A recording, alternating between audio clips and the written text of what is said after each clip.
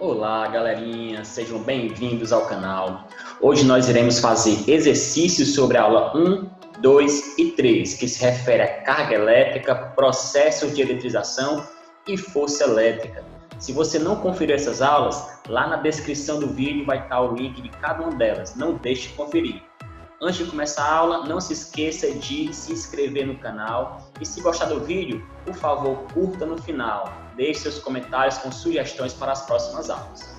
Bem, nós iremos começar a aula de hoje com uma questão que fala sobre os princípios da eletrostática. No caso aqui, o princípio da atração e repulsão. Conferem só comigo que é a questão. Três corpos X, Y e Z estão eletrizados. Se X atrai Y e X repele Z, podemos afirmar que, certamente, e tem A, X e Y têm cargas positivas, e tem B, Y e Z têm cargas negativas, X e Z têm carga medicinal, enfim, eu vou ter que conseguir analisar esses itens. Para isso, eu tenho que relembrar um pouquinho sobre o princípio da atração e repulsão. Relembrando, cargas de sinais opostos tendem a se atrair, cargas de mesmo sinal tendem a se repelir. Aqui no enunciado da questão, ele foi bem claro ao dizer que X atrai Y. Se essas duas partículas estão se atraindo, quer dizer o que para a gente? Isso mesmo, que ela tem cargas diferentes, ok? Então, a primeira conclusão que eu posso tirar do enunciado é que X e Y possuem sinais opostos. Depois ele fala, o X vai repelir o Z. Com isso, o que é que eu já tenho de certeza? Eu tenho a certeza que X e Z vão possuir o mesmo sinal, tem a mesma carga, ok? Professor, eu posso dizer que X é positivo e Y é negativo? Eu não posso concluir isso, mas eu posso concluir com certeza que X e Y possuem sinais opostos e que X e Z possuem mesmo sinal. Com isso, vamos aqui analisar os itens. Ó. Item A, X e Y têm cargas positivas? Eu não posso afirmar que tipo de carga eu tenho nas partículas, não é isso? Além disso, ele falou que seriam positivas. Se fossem positivas, as duas iriam se repelir e não se atrair. Errou duas vezes. Y e Z têm cargas negativas? A mesma ideia aqui do item A. Eu não posso afirmar que tipo de carga eu tenho. Eu só sei que Y e Z vão possuir algum tipo de relação. Não sei dizer quais seriam exatamente as cargas dela. No item C, X e Z têm cargas de mesmo sinal? Foi a conclusão que nós chegamos, né? Ó, X e Z possuem mesmo sinal, por quê? Porque eles vão se repelir. Então, realmente, o item C é o nosso item correto. Então, a questão bacana que envolveu aqui o primeiro princípio da eletrostática, que é o princípio da atração e repulsão. Espero que tenham lembrado e entendido bem esse princípio. Segunda questão que eu escolhi. A próxima questão que eu escolhi é uma questão da UFRGS de 2018. E ela fala o seguinte: uma carga negativa Q é aproximada de uma esfera condutora isolada, eletricamente neutra. A esfera é, então, aterrada com um fio condutor. Assinale a alternativa que preenche corretamente as lacunas do enunciado abaixo na ordem que aparecem. Se a carga Q for afastada para bem longe enquanto a esfera está aterrada, e a seguir for desfeito o aterramento, a esfera ficará primeira lacuna.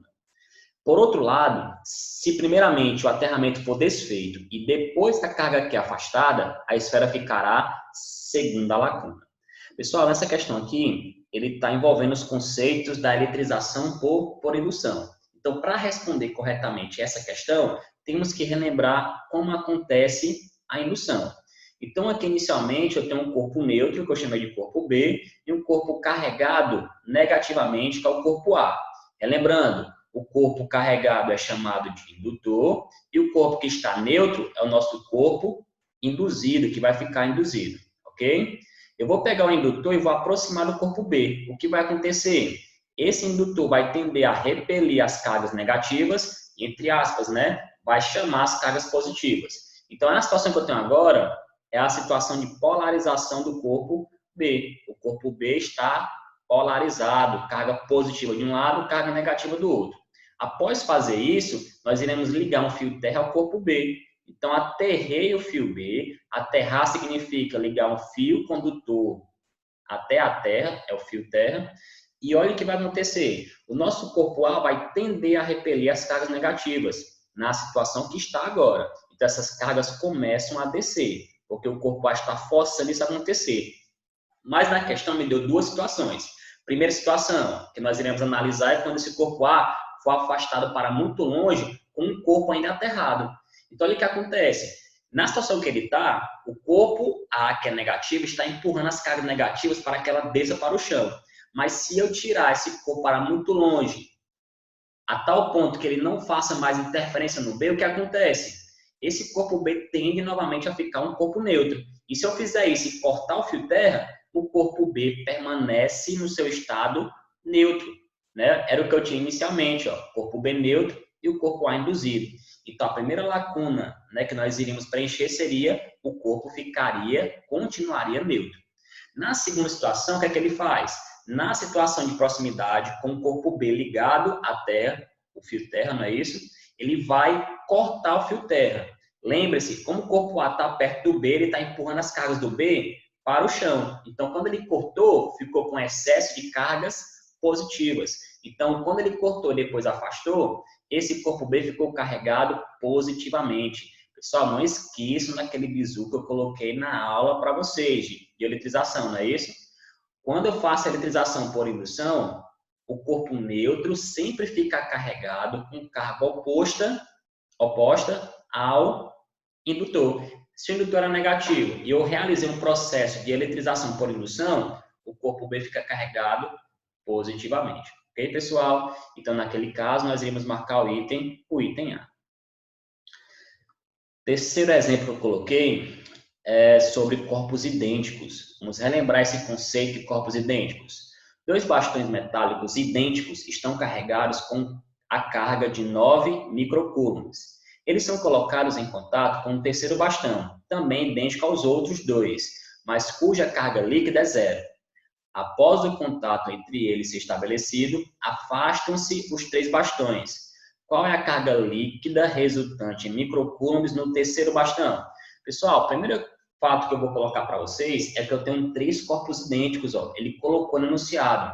Os dois bastões que estão eletrizados são idênticos e o terceiro bastão que está com carga líquida zero, ou seja, ele está neutro, também é idêntico aos outros dois. Então, eu tenho três corpos idênticos. Lembram-se quando eu falei que ao colocar corpos idênticos em contato, as cargas no final do processo são idênticas para as três? Lembram, né? Então vamos lá, é o que nós iremos fazer. Quando isso acontece, quando eu coloco corpos idênticos em contato, para saber a carga final após o contato, eu vou fazer uma média aritmética dos corpos que estão em contato. Como é que eu tenho três corpos idênticos, ficou como? A carga final dos três será QA mais QB mais QC dividido por 3. Vamos aqui substituir os valores que nós temos. Quem é o nosso QA? O QA é 9 microcoulombs, o QB 9 microcoulombs e o QC está neutro, vai ser 0. Tudo isso dividido por 3. Carga final vai ser igual 18 por 3, essa divisão dá igual a 6 microcoulombs, não é isso, pessoal? No caso aqui, o nosso item C. Lembrando que essa propriedade de tirar a média aritmética após o contato só serve para corpos idênticos, ok? Se eles não forem idênticos, eu vou ter que fazer por outro procedimento físico que nós iremos ver nas próximas aulas. Próxima questão é uma questão da Unifesp São Paulo. Duas partículas de cargas elétricas Q1 menos 4 vezes 10 elevado a menos 16 coulombs e Q 6 vezes 10 elevado a menos 16 coulombs estão separados no vácuo por uma distância de 3 vezes 10 a menos 9 metros. Sendo K 9 vezes 10 elevado a 9 Newton metro quadrado por coulomb ao quadrado, a intensidade da força de interação entre elas em newtons é de quanto?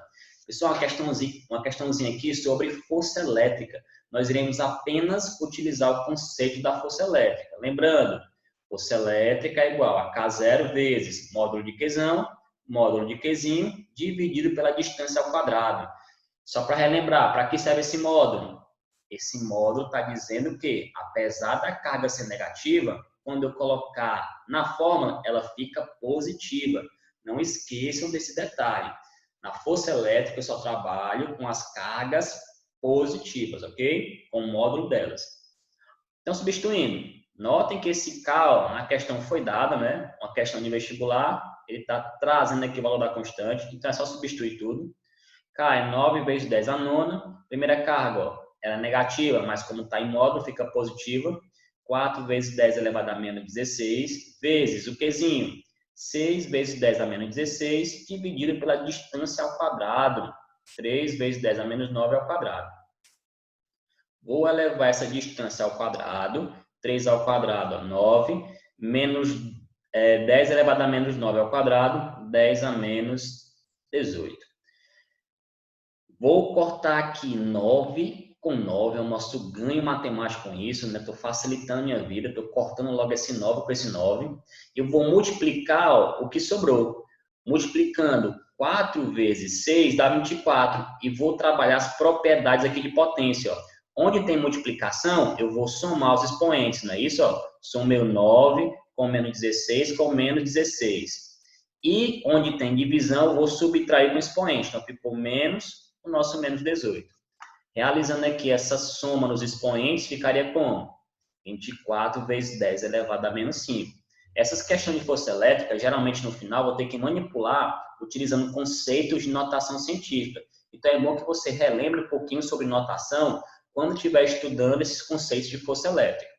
Então, aqui é uma manipulação bem simples. Eu vou ter que andar uma casa para a esquerda, né, para ficar com o número entre 1 e 10. Então, vou deslocar a vírgula para entre o 2 e o 4. E ao andar uma casa para a esquerda, sempre eu vou somar o expoente mais 1. Então, nossa força elétrica ficou quanto?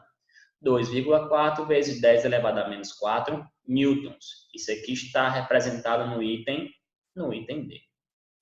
Pessoal, então por hoje era isso. Nós ficamos com essa parte de revisão das aulas 1, 2 e 3. E não percam a próxima aula que vai falar sobre campo elétrico. Vou falar um pouquinho da teoria com alguns exercícios práticos de aplicação.